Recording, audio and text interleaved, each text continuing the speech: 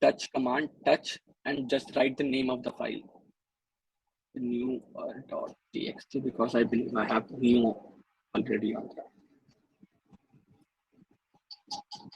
So this basically created a newer .txt. How can we check that? We can check that by opening newer dot, basically then less newer dot. We can use Vim too. Vim is an command line text editor, like we have Notepad and many. One second.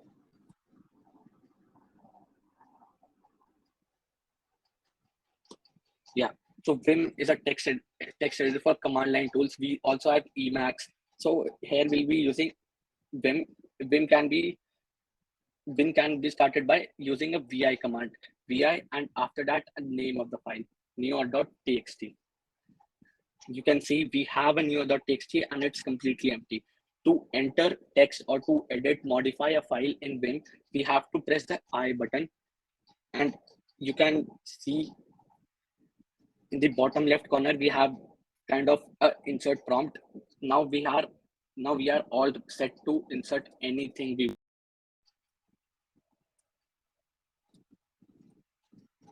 To exit Vim, we have to press escape, then colon WQ. W stands for write, Q stands for quit. I'm basically giving a command WQ to Vim, write and quit. So this will save my file. If I'll just use colon Q, this will just quit and will not write to the file. We can also see what's inside my newer.txt file by using less command. Less newer, and we can use tab to auto complete my command. This is a new file. To exit less command, we have to use Q, just Q without any colon and stuff. So I think this is pretty much everything we have to know about command line. This is just a basic, we're just scratching the surface, and we'll definitely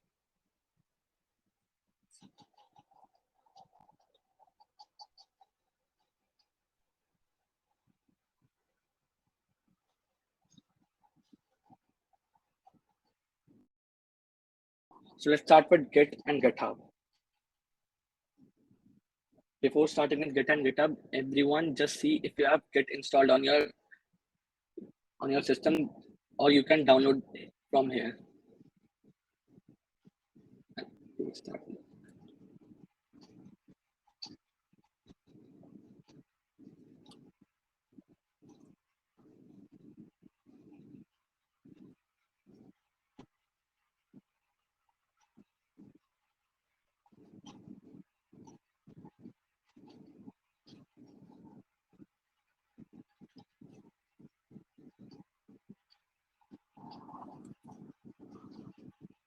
So as we have some command line knowledge under our belt, these can directly start with creating a new folder and basically doing GitHub stuff. And we can create a new folder using mkdir command, make new directory, mkdir, and folder name, anything example2.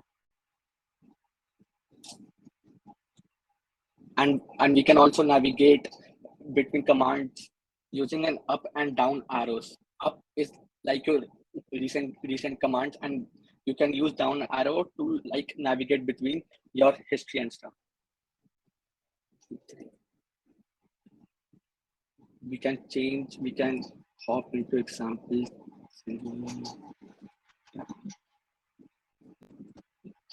So we're currently in example3 folder. We can ls to see what's inside example3. There's nothing. We can actually create something. Touch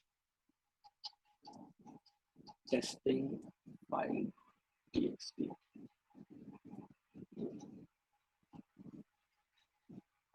We can also edit that I to insert some stuff here. Escape colon WQ write and quit to save the file. We can check. Yes. So what exactly is Git? Git is a version control system. When we're all developers here, we're all developing software, either app, either website, or anything you want to develop. Git is a version control. By the name itself, it conveys what it it basically handles the version of your project. We've already we've seen the software update that comes to our phone 1.1, 1.2, 3.1, 3.2, and stuff like that. These all are version of that same software. Git helps us manage that software into different versions. Version 1, version 1.1 with some additional features, version 1.1.1 with some bug fixes on that existing software. So how in a folder I want to host this file onto my GitHub account as a separate repository. So we can, first of all, we have to initialize Git in this folder. Git in it. Initialized empty Git repository in Git folder. We can also check that we only have testing file.txt, but Git is a hidden file. Dot files are usually hidden on macOS and Linux. You can check that ls-a gives us all the files, whether it was hidden or just the normal text file or any C++ Swift file. We have a single dot, a double dot, a dot git file, and the texting file.txt. Single dot represents the current working directory. Double dot is the previous directory, and it's a dot git file.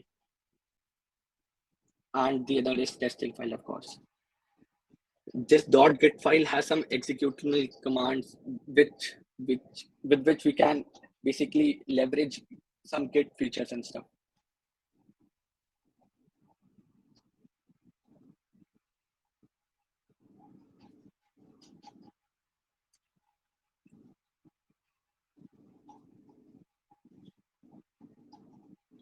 Okay, what Git status does, it tells us about what files are being tracked and what we are not tracking, and how should we arrange them in a basically managed format.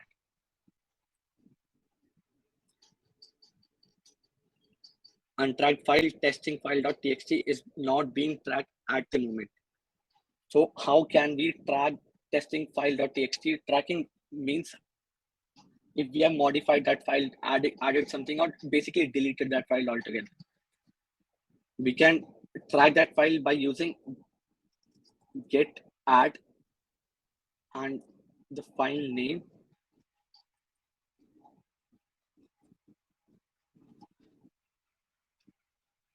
Git add testing file.txt basically just tells the git to track testing file.txt.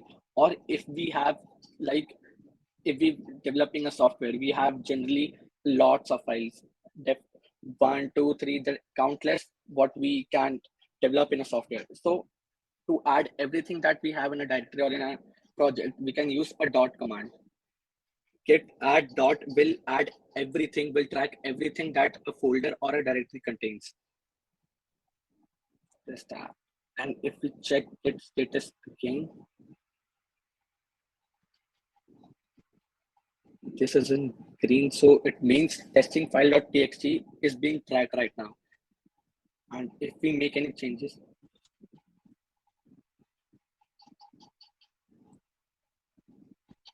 let's say something.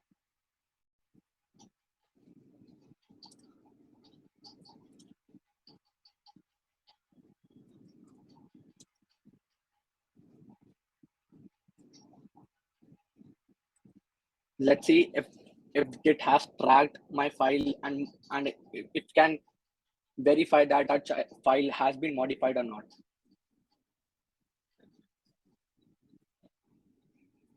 Testing file.txt has been modified. These changes have not been committed. So we have to again git add testing file. Okay. Every time we modify or add new file or delete something, we have to use git add dot to basically add everything to the staging area, or we can specifically write the file name or something we want to specifically track as a name or something like that. On what is the staging area? Staging area is something that staging area specifies what files are in the staging area that are being tracked.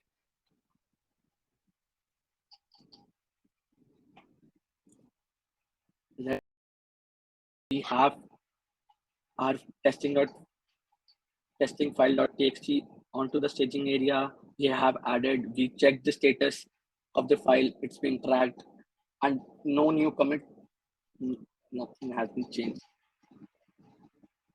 Cool. So how can we basically git commit?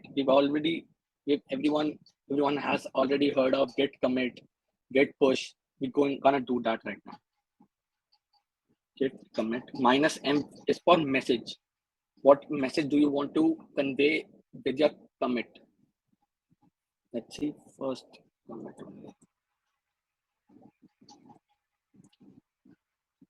Now we made it our first comment. We can also check what previous commits we have made and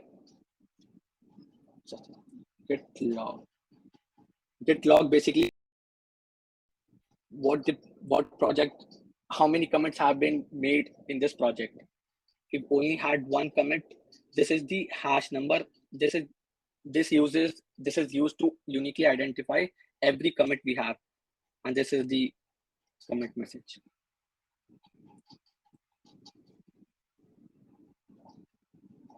So we've initialized Git, we've added our files to the staging area, we've also committed it to the,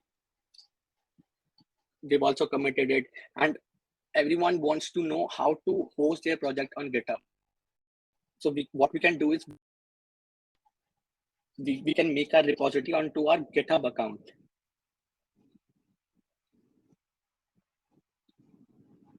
You can click that plus icon, new repository.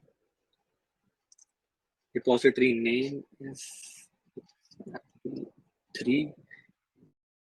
Description, you can add something about your project, what it is about, and anything you want, so that it clarifies any user that wants to have a look at your project.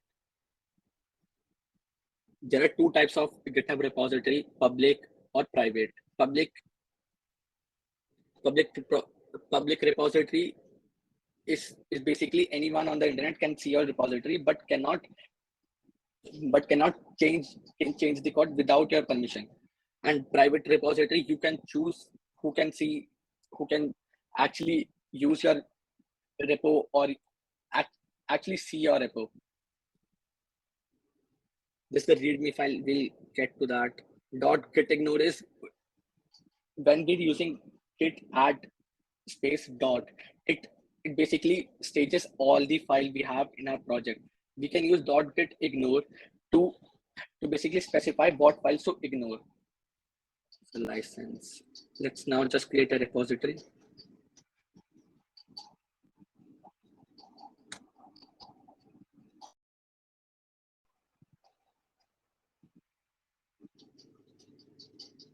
Okay, let's copy that. We already have our repository on our command line, so we don't have to use this.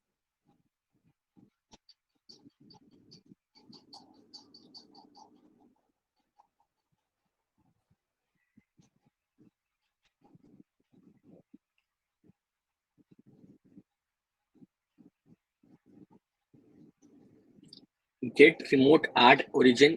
Basically, what it does is it's add remote repository to for our example 3 folder.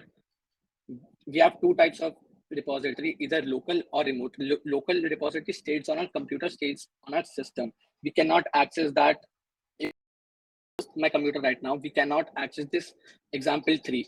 If I push that example 3 on a remote repository, so wherever I am, I can access this remote example 3 repository by using GitHub.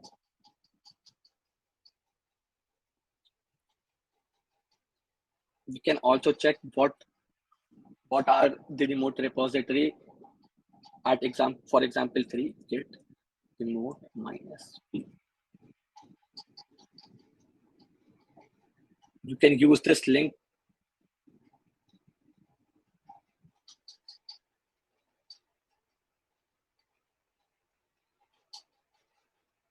You can use this link to basically see this example 3 repository anywhere you are. Fetch and push, we're gonna talk later on.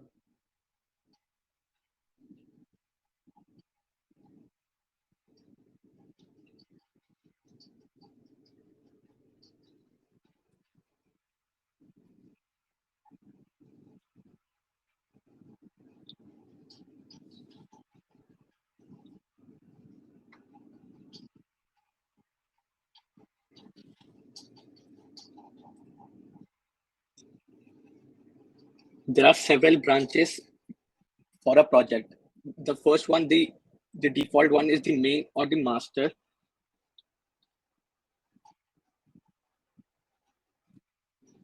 The first one is main or the master, and branches, we can create branches to add new feature. Generally, what is the convention is, if you're working on a different feature, if suppose 10 software engineers are working on 10 different features, so every software engineer will create his own branch and will work on his assigned feature. So for 10 features, we will create 10 branches to basically ease out the software engineering process. How branches and stuff works.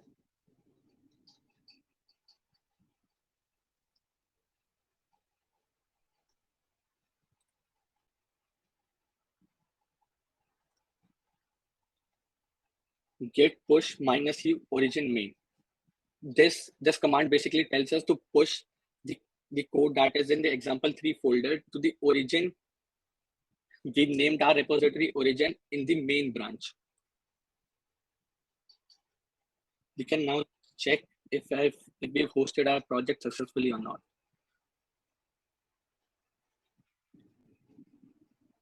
Yes, we have.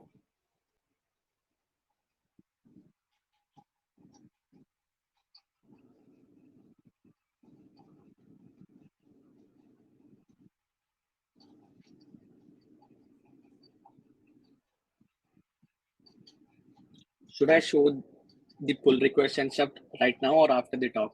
Because talk will have more stuff about open source and how to make pull requests and merge start. Yes, we'll have Tamal session first, and yeah, you can go ahead and introduce him. Okay, sure. Right now, Tamal Das is very active in the open source community. You can check out his social profiles, and more about his interview, he can only tell better about himself.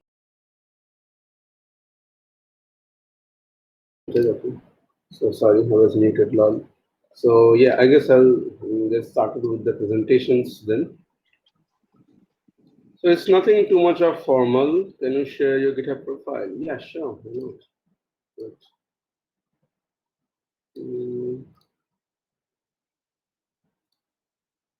Sorry if my camera is looking weird or something. I'm using my mobile.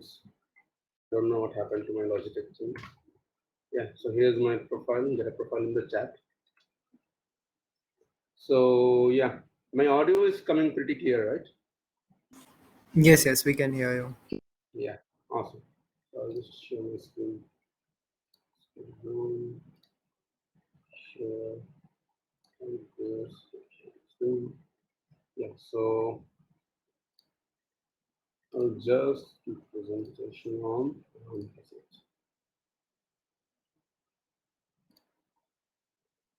Yeah, so my presentation is visible, right? Yes. Yeah, awesome. So today I'll be like speaking about open source and Hacktoberfest. And to be very honest, Nishant has already told you about what even open source is and everything. So I'll just tell you a little bit more. And well, before that, let me just introduce myself too. So hello everyone out there. I am Tamal. I'm a pre-final year student. I am also pursuing computer science and engineering, and I'm an open source advocate at CodeInCommunity. And I've also worked as a software engineer at startups remotely. So yeah, that's pretty much about an introduction for myself. So I think Dishant has already explained this pretty clearly. So I'll just try talking about open source in a much more informal way. So what exactly do we mean by open source? See, it's very simple thing. Imagine you have a project, or let's say your friend has a project on GitHub. Let's say it's a website which basically sells groceries. The very next day, you go visit that website and you see that the prices are different. Instead of cauliflower, it says calling flower. Instead of cabbage, it says baggage and stuff like that. Everything is broken out there. So what you do? You call up your friend and you tell that, hey, your source code seems to be broken. There's a lot of glitches and bugs. Can I fix it? And they gives you a confirmation that you can. So what you do, you go to GitHub, you take a look at the repository, you clone it, you fork it, and you push your code using terminal as Dishant actually said. And after that, you make pull requests and everything, and that's it. That's how a repository is open source. That's exactly what open source is. It's basically collaborating over a piece of code. As simple as that. It's not only about you and your friend, it's like maybe hundreds and thousands of people are collaborating over one single software and making it much more better. So that is actually what open source means. It's very simple if you would think about it. And I actually saw in chat someone was telling what open source will add to your life, why you should do it. So here it is, why open source is important. Open source is important, to be honest, because it helps you improve the software you rely on. Like, I don't know, maybe you all have actually used softwares like VLC Media Player, Mozilla Firefox, even Linux, right?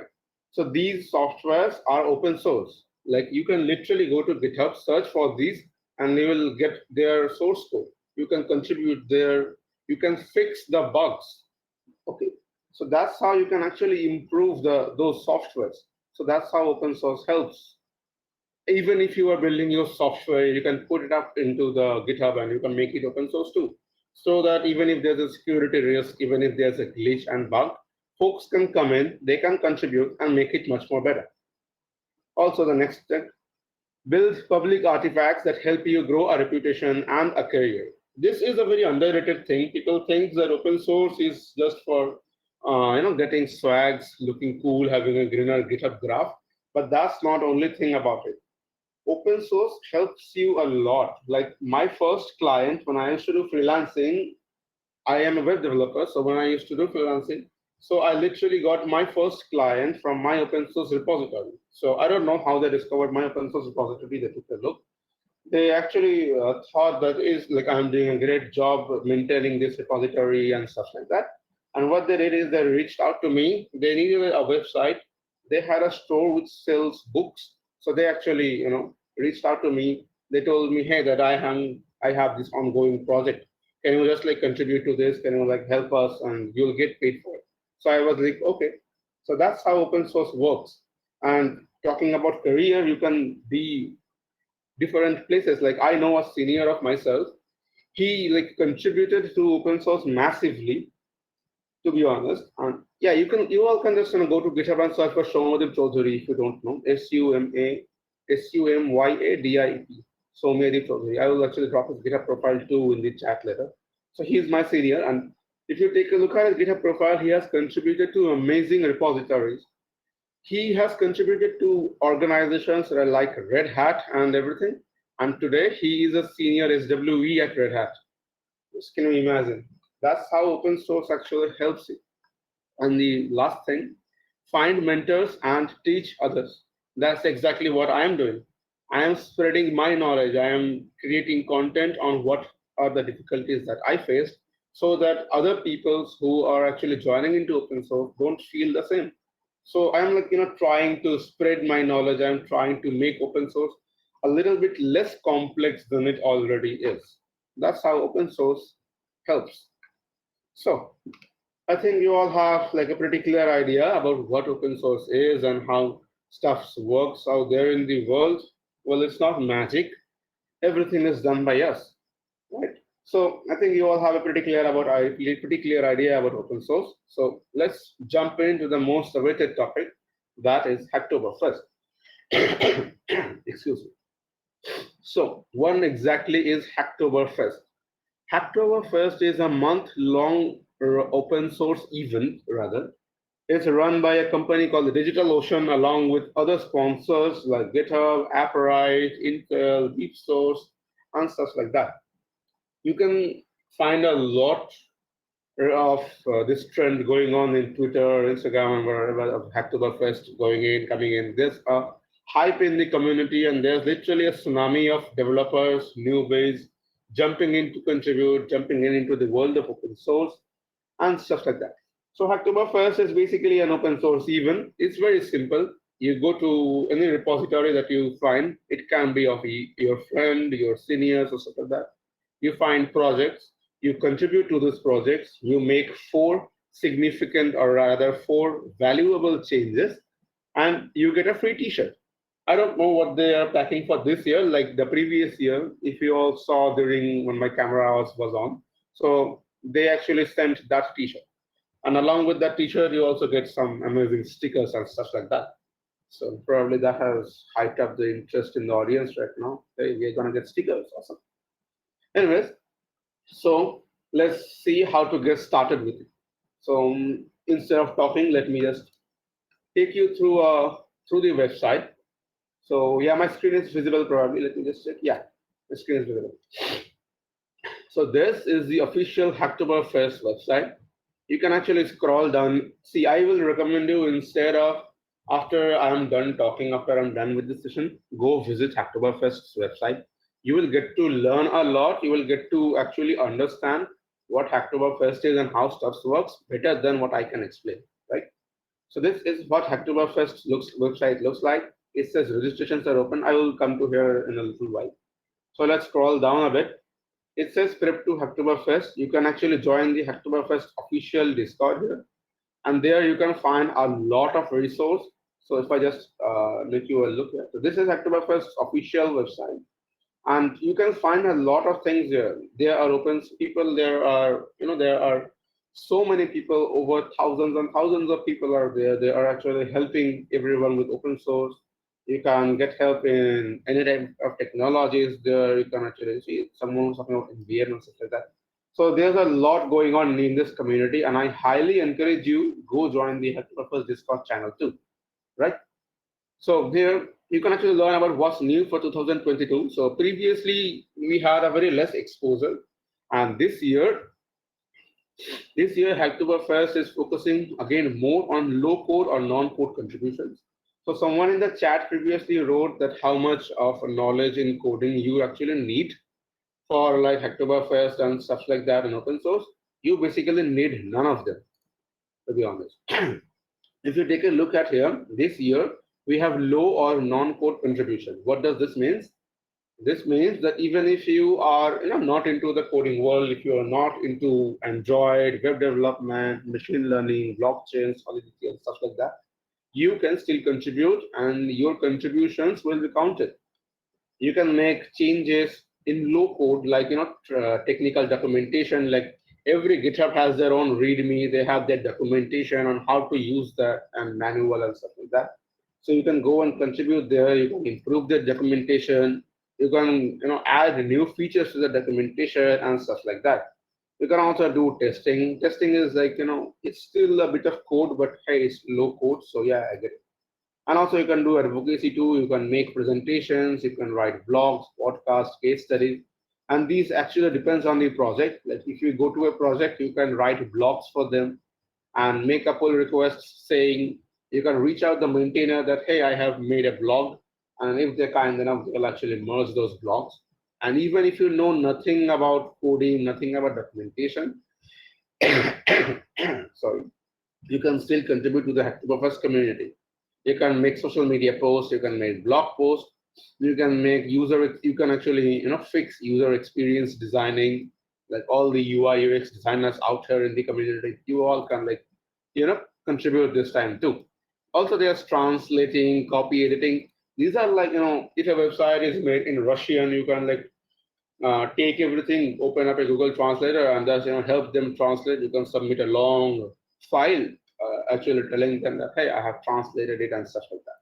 So that's about low code and non code stuffs and everything. They have made an amazing website this year. There are a lot of events going on with it, and yeah. So I guess that's most thing about Hacktoberfest. And if we just move on to the next topic, you will see the rules, regulations, and more. Oh, I actually forgot. You all can actually forgot to show you all this. What I was talking about is this: how to register into Hacktoberfest. Like you all can actually register into Hacktoberfest by just clicking on this button. It will actually take me to this page because I have already registered. I don't. Yeah, it just logged in and yeah, it's loaded. So this is what you will get to see after registration. It's nothing much. During registration, you will actually see a box talking about your name and how you want to register. Like this year, you can actually register. Yeah, it's loading. Yeah, this is what you will see during registration. Like when you click on that register, this is what you will actually see. So it will talk about your name, your email, and how you want to register. You can register as a contributor, like you want to contribute to different repositories, win a T-shirt and such like that. And you can also register as a maintainer. That means there are repositories. If you are a maintainer in that repositories, or if you are providing your own open source project to that Hacktoberfest, you have stuff like that. Also, there's your experience level. What experience level are you in? How are you contributing? Are you contributing via code, or how you contributing to non-code stuff like that? Your country, your marketing opt-ins, and everything. And after that, you pretty much just save it, and that's it. You're good to go. And just like that, you have actually logged in, and you have actually signed up for the best open source event in October, that is Hacktoberfest, right? All right. So now the topic: rules, regulations, and more.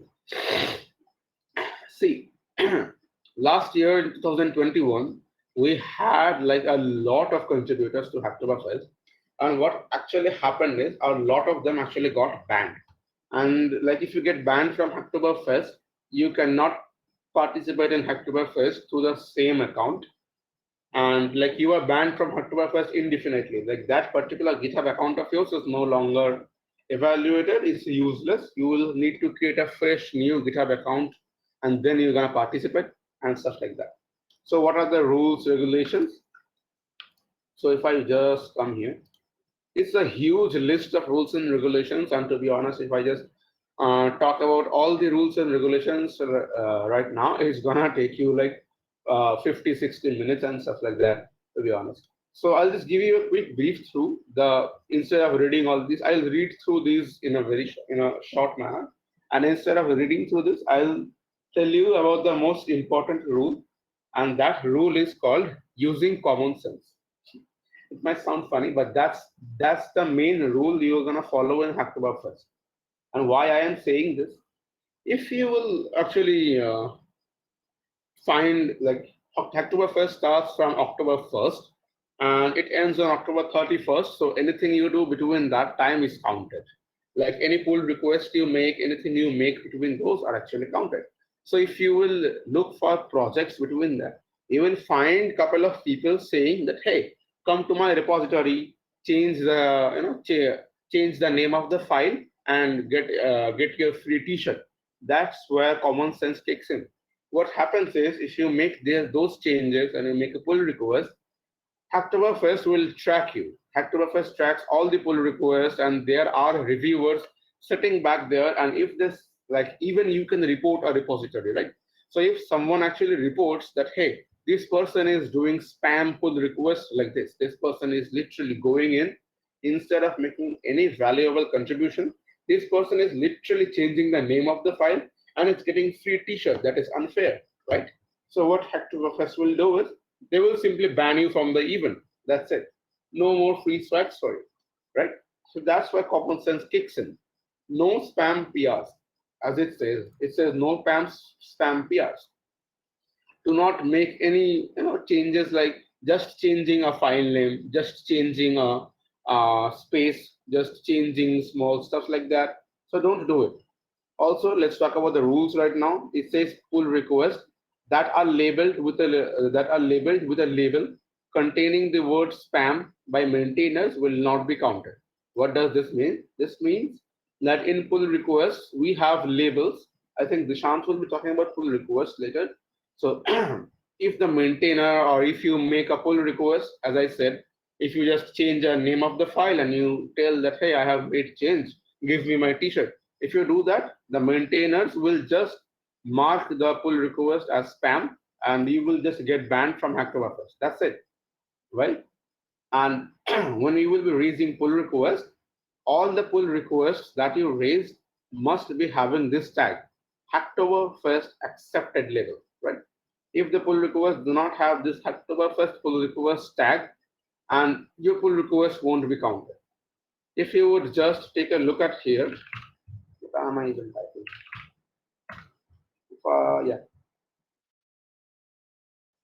Start hacking. It was that with my profile. Yeah. So as it says, so as you can see, it says 0 out of 4, right? Hacktoberfest has not begun, and it says 0 out of 4. Why does it say 0 out of 4 right now? That is because we have not made any pull request, right? So if you make a pull request after 1st of October, the pull request will be shown here, and if that is merged, like the pull request is merged into the repository, it will show 1 out of 4. Understand? That's basically it, and that's basically how Hacktoberfest stuff like that work. And you will also need to have this Hacktoberfest label on every accepted pull request. I'll try and show you how this thing looks like and how this thing works. Rather than that, your pull request must be in a repo that is tagged in Hacktoberfest accepted with the topic Hacktoberfest. So what this means? This means is if you just come to GitHub and let me show you my open source repository. Yeah. So this is my open source repository, right? And in this repository, you can see that I do have a tag which says Hacktoberfest. So what's the most important thing is whenever you are visiting in the repository and you want to contribute for Hacktoberfest event, make sure that they have this thing, this tag which says Hacktoberfest, right? That's the most important thing. And talking about pull request, as I said, as this thing says, that every pull request must be labeled with Hacktoberfest accepted so that this thing can be increased from 0 to 1. What does that mean? I don't know if my pull request is here. Let me actually check. Label Hacktoberfest accepted. I don't know if it works like that. Yeah, perfect. So as you can see, these were the pull requests that I made, right? These were back in 2021's October and stuff like that. So let's take a look at this. See, I made a documentation change, and after the pull request was made, the maintainer actually did this. They added the Hacktoberfest accepted tag to my pull request, and then it got merged, right? So when this thing happens, basically it will increase from 0 to 1, and you need to make 4 valid pull requests like this. So I made a couple of pull requests. I don't know how much it is, but I made a couple of pull requests. So you need to make 4 pull requests like this to get your reward. All right. And also there are a couple of more pull requests there. Oh, and once you have made the pull request and once the pull request is merged, it will be going through a 7-day review period. That's why I told you all to use common sense. If you make spam pull request, what will happen is during this 7-day preview review period, you will literally get banned from Hacktoberfest and you won't be able to participate in it anymore. So that's why I say make valuable contribution and make meaningful contributions, right? So there are many rules and many regulations, resources and such like that. And once this session is over, go to Hacktoberfest and read through it. There's a lot of detailed documentation in here. And if you read it, you will be getting to know a lot more than what I can explain you all, right? So that is done. So the next topic is finding projects to contribute and getting started. So this is same for open source. This is same for Hacktoberfest and everything. So let me just close the tabs to the right. Yeah. Let me just take a look at it. Yeah. So how do you find projects? How do you find Hacktoberfest projects? It's simple. Just come back here. This is your home page, right? GitHub.com. Whenever you open GitHub, it might be different for you. It might be different for anyone else. But this thing, this above nav bar is going to be the same. So what you're going to do, you are simply going to come to explore. Once you are here in explore, there are topics. So once you are here in these topics, there's a lot of topics here, and inside of even these popular topics, you can take a look that Hacktoberfest is here. So what you do, you just click on Hacktoberfest, and that takes you to another page. This is the page. And I told you, remember I told you about a tag that says Hacktoberfest in the repositories, and you need to have that tag in the repositories. That's why it is. With that tag, you can find so many projects. All these projects right here, all these projects are actually participating in Hacktoberfest. And let's say I am a web developer and I love JavaScript and stuff like that. I can do JavaScript. And instead of best match, let's say I need to find a project which is very new, right? A new project will be the best for a beginner like me, right? So what I do, I just do it with fewest stars. So as you can see, this was updated recently. These repositories are participating in Hacktoberfest, and these repositories are fairly new. What does that mean? If the repository is new, you get a greater chance of contributing. Like there will not be thousands of people aiming to contribute in this repository, right? So that's what I exactly meant. That's what exactly I meant. So this is how you actually find projects for Hacktoberfest. And then this, it's pretty clear. It's very simple. You literally go to this explore, and after coming to explore, you come to topics and Hacktoberfest, and there you will find like thousands. There are like 15,000 repositories. Oh my God! You will find a lot of repositories in here. And after that, just select whatever language suits you the best and however you want to contribute. If you are really looking for new contributions, go to fewest stars. If you are looking for great and let's say famous repositories, make it recently updated, and you will find repositories like this which have a little bit more audience. Like as you can see, there are 199 stars. It was updated 3 minutes ago. So yeah, that's how you find a little bit more audience. And since I'm talking about Hacktoberfest, why not talk about finding projects in general? Excuse me. So what happens is like people DMs me everywhere. How do I find a project? I started learning web development. So how do I find a project? It's very simple, and it gets and it's a little bit underrated. Just come to this page. It says search or jump to, right? Just click on here. Let this be empty and click on the enter button. Once you click on this enter button, it will make you come here and you get an option for advanced search, right? What you do is you come to this advanced search, and here it is. This is what the advanced search page looks like. And since you are a newbie and you are looking to find projects for your purpose, or you want to contribute to open source for the very first time, what you do is let's choose a language. I want to find a repository that's written in let's say C++. How many stars do I want? I want the repository with, let's say, 30 stars and stuff like that. License, let it be blank. I don't know about license. I'm new. Code options, you can actually make changes to this if you want to. But yeah, I already chose C++ here, so that doesn't matter too much. Issues, right? So let's say we need open issues and working on this language. This is for the users, and this is the most important thing. Labels. Why this is the most important thing? The most used labels to denote a good first is called good first issue. What good first issue means? This is basically I saying that hey, this issue is great for beginners. Like anyone who's very new to coding, very new to open source can come here and they can learn how to contribute to it. And then I just hit search. When I get hit search, as you can see, there are so much stuff. So one thing, let me just show you one thing. Someone was previously, talking that if I don't know how to code, can I still participate in Hacktoberfest and stuff like that?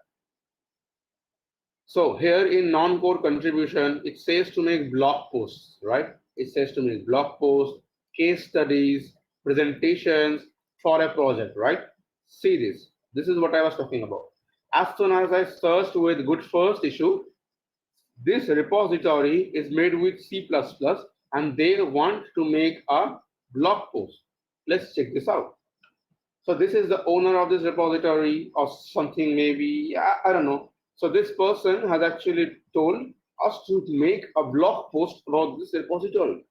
So you don't need to you don't need to have a high code knowledge to make a blog post at least, right? So what do? You go to this file right here. And as you can see, they have made blogs. So you can make any blog. You can go to Hashnode and create your blog. You can do anything that you like. And you just link the file here. And once that is done, you make a pull request. And in that pull request, this maintainer will link it to be Hacktoberfest accepted. And after making 4 successful blog posts, you will get your swag. That's how you have contributed to open source even without knowing how to code. How amazing is that, right? So that's what I was talking about. You can find so many good first issues. Good first issues generally means that even if I am very new to open source, I can still contribute. So that's basically it about Hacktoberfest. That's basically it about finding open source projects and stuff like that. It's a little bit complex or complicated at the start. Like I remember when I started open source, it was like super complicated for me. Like I found literally nothing. I was like wondering that how to find project. I was on the verge of just uninstalling, rather deleting my account from GitHub. But fortunately, I worked hard enough to find all the issues here, how to find certs and stuff like that. And here I am now. I am also spreading this knowledge, and hopefully this helps others. Like if you have a friend who is not able to find issues, tell them that, hey, this is how you find issues. I have seen this in a workshop, and this is how you find issues. Awesome. So yeah, also previous year it was 50,000. This year it is 40,000. So the first 40,000 contributors who makes 4 valid pull requests, you get to win swag. I don't know what swags they are providing right now, but previous year it was a couple of stickers, small notebook type of thing, and also, or not a notebook, it was rather a card type of thing which says welcome to Hacktoberfest, and also a t-shirt. That was it. And if you contribute to popular repositories like AppWrite and stuff like that, let me I'll get up. So if you contribute to popular open source repositories and organizations like AppWrite and stuff like that, all right, you will get AppWrite swags too. They themselves will be providing, they will be taking your address, and apart from the Hacktoberfest swags, you will get extra swags. AppWrite actually provided with a coffee mug and a lot of stickers last year. I don't know what they will be providing this year, but that was it. You will be getting a lot of swags. Believe me, there's a lot of swag in open source. So I think, yeah, that's it. If you have any questions, you can actually drop it in the chat right now. If you have anything personal, if you want to discuss over any open source project, any collaborations, if you have like anything in your mind, any doubt you feel and you want to reach me, just go to my Twitter profile. My DMs are always open. This is my Twitter profile. This is my Twitter profile. My DMs are always open, and feel free to drop in. I love to help people because I just love it. That's it. So with that said, the presentation ends here. I'll just stop sharing my screen. And if anyone have question, you can actually say it in the chat. Great explanation. Thank you.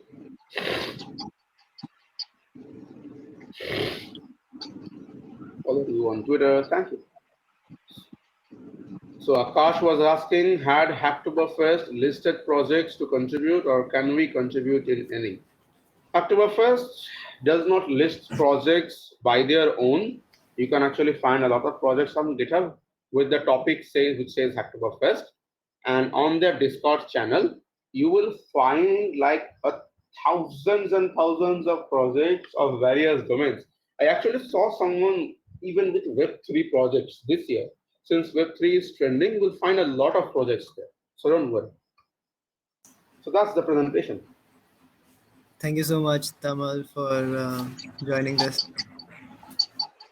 Thank you for having me. It's like a great opportunity to help people.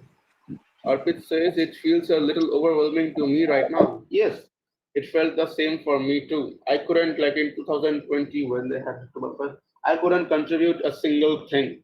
I was just sitting from the other side of the screen.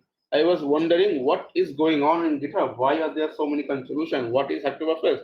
I had no idea. So since I have told you about Hacktoberfest, do one thing, go to GitHub, try looking for good first issues and try to contribute. It's okay. It's the first time. It's okay if you don't get to contribute to open source right now. That's it.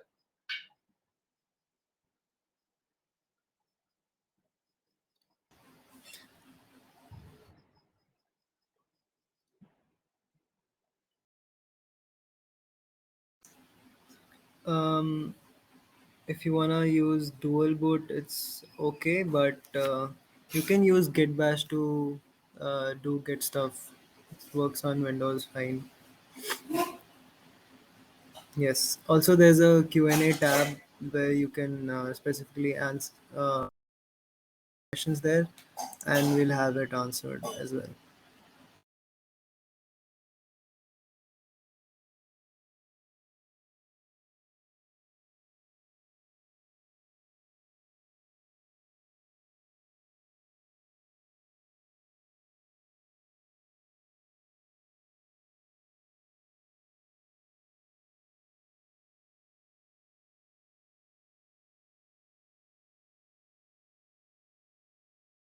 Yes, exactly, Rahul. You can contribute to any project, and if it's merged, it will be counted.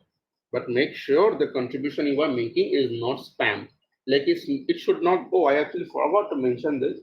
There's a lot of repos, like there's a lot of DSA repos out there. So don't contribute to those DSA repos, but because Hacktoberfest has clearly told that if you contribute to those DSA repos, it might get banned. So I suggest not to contribute to those DSA repos. And Rahul, yes,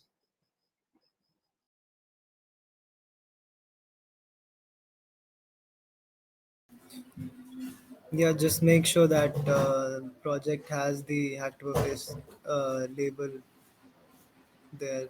Yes.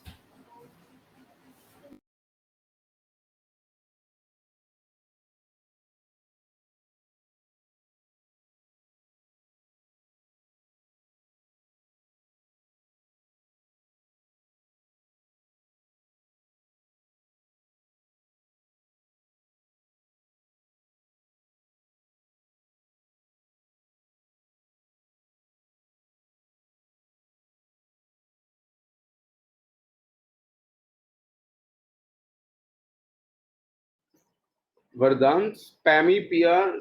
basically means that let's say you actually have a file. If you have a source code, someone actually goes to that source code, takes a look at it, and what that does is, okay, so let's take a look at my name. It says Tamalbas, right? So someone just comes to my name and they actually makes a pull request, changing my name from capital T to small t and making a pull request. That is what spammy PR is. Because what that does is that does not add any value to my name. Does my name changes? No. Only the alphabet changes, right? And that is of no value. So you get the point, right? So spammy PR means anything that is of no value, like changing a small color, changing the name of a file, adding a space between two lines or two alphabet and stuff like that. Those are what we say spam.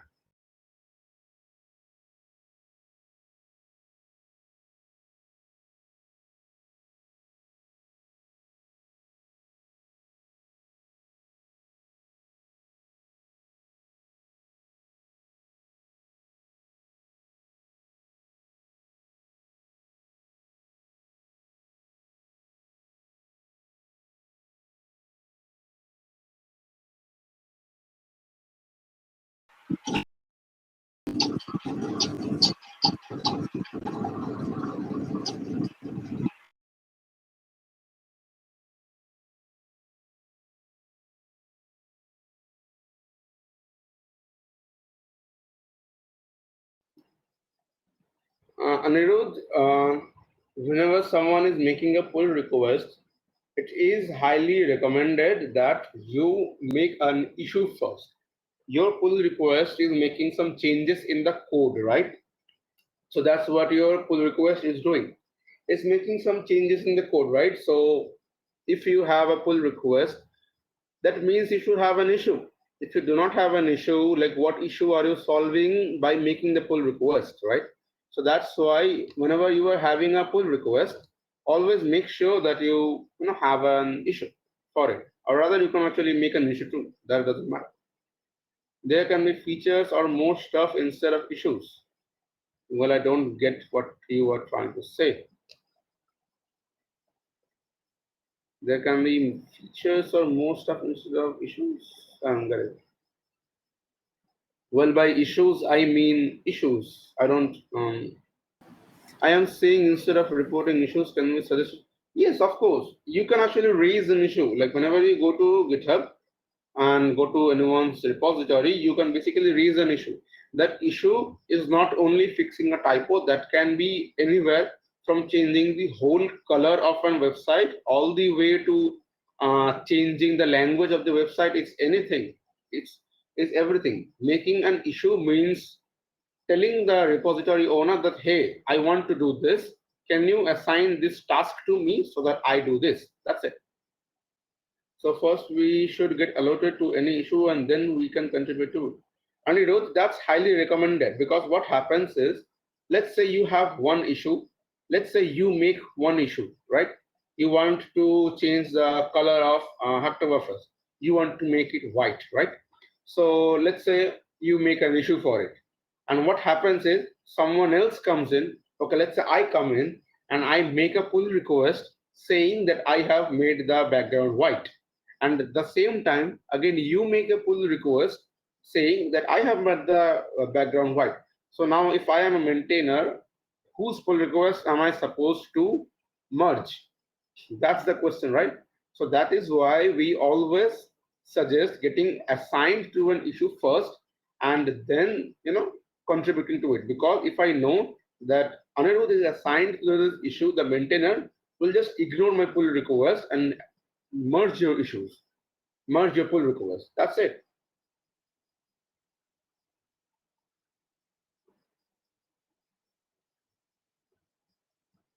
Oh, I'm also talking about t-shirt. This was a t-shirt that they gave. I don't know if it's visible in my camera. Yeah, Hacktoberfest'. This was a t-shirt that they gave last year.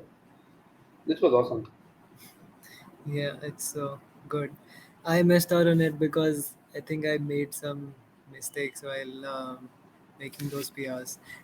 Yeah, happens with a lot. Yeah, one of my friend actually got banned from Hacktoberfest. I don't know how. But yeah, that happens. Yeah, Thanks also for like this. yeah, it was my first time participating in like doing open source, so it was very complicated for me. And then Yeah, I saw like I was making some PRs and it was not showing on the Oktoberfest website. I was like, okay, I'm done with this. I'll go to the lobby. yeah, that happens. Yeah. Also, an important thing to everyone that's listening, if you make a pull request and that does not shows in the Hacktoberfest website, right? Like immediately or like after 1 minute, that means that repository is banned from Hacktoberfest. You cannot contribute to that repository Yes. if the pull request is not showing. So keep that in mind. Yes. Awesome. Um, if you don't have any questions, we'll be ending this session soon. We'll wait for 2 3 minutes. Okay, so Vishal is also here. and show them how to basically raise a PR and merge into a project if anyone's interested.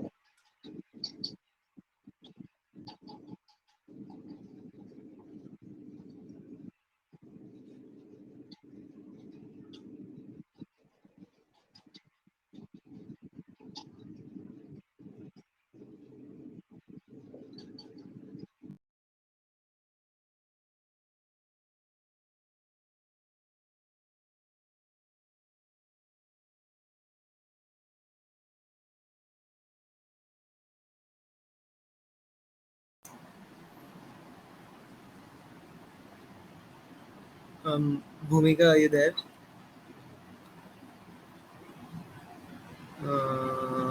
Okay. Hi, what happened? I'm sorry, Yes. there was a network lag. Let's take a screenshot for like Yeah, sure, post. sure, sure. Yes, Like and for sure. we'll let Is everyone that will be post. visible? Yes, yes. Um, okay.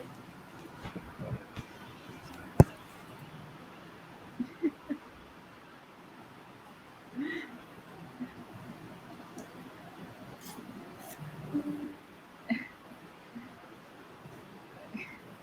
Yes, nice, nice. See, there's something else that we wanted to share with you all.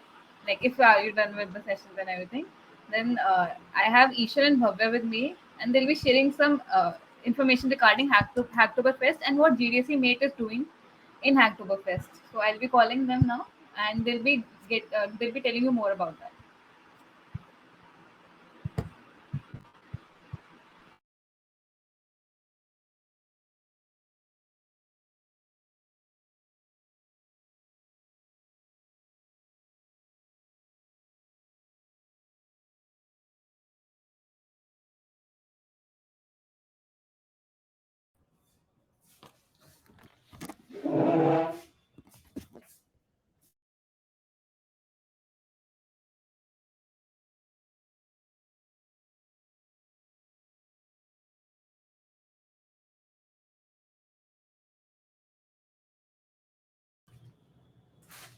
Good evening, everyone. So, I guess I have a good news for you all. So, GDAC is gonna be maintainers at the Hacktoberfest. We're gonna have at least 2 or 3 projects ranging in the technologies or related to web development and Flutter. As of now, we might be having further repositories related to Android as well. So, yeah, this is the news. Just be active on the GDSC Discord as well as on our WhatsApp groups. We will be giving out the repository links. There we will be already listing out the good first issues and every issues that you can contribute to. So yeah, all the best to you all for the Hacktoberfest. Great news. Um, yes, yes, we'll be also participating. And yeah, thank you, Tamal, for joining us in the event. And okay, Ishar is also here.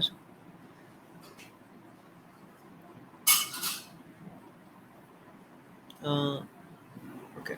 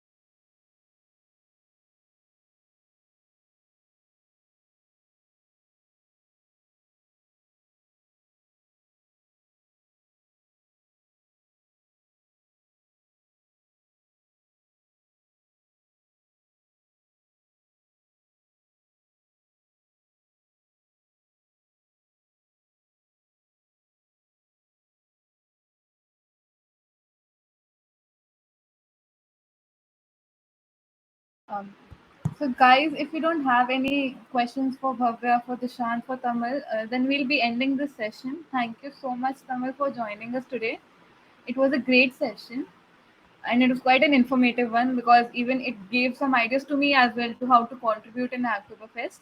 So thank you so much for joining today, and thank you Dishant for guiding us in GitHub and how to pull a request and merge our request. So if you have any further doubts, then you can either contact Tamal through Twitter, or you can ping us. We'll be giving him your doubts and he'll be helping you out.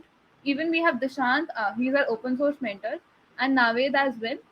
They'll be guiding you throughout Hacktoberfest. If you have any doubts, you can just reach out to them and they'll be helping you out. So that's it for the session today.